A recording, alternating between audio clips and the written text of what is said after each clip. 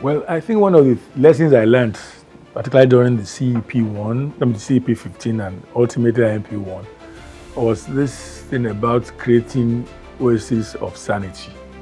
That in an environment where you have a lot of misalignment of expectation, try as much as possible to create your own little area of sanity. We knew at that time that the LBS needed to create the fund, and that fund was a very good initiative, but had not really received the kind of traction that it was meant to receive.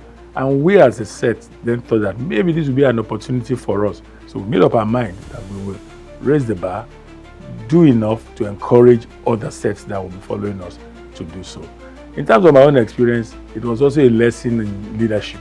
It was a lesson on ensuring that if you, as the leader, because I was president of my class then, decided that you were going to make adequate contribution and you actively canvassed for it from your followers, then if you lead by example, they will most likely follow without any hesitation. So what I did then was simply to also task myself to make some very, very good donation, and every member of the set then felt obliged to also contribute generously.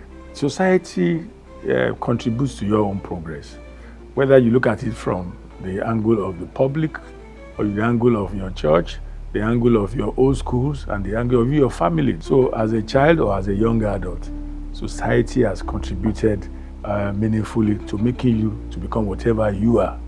If you are blessed and God has been kind to you, the least you could also do is to also reinvest in that same society, so that the society can continue to contribute to others that will follow you. I think Lagos Business School is a very good institution. I have enjoyed my interaction with the institution.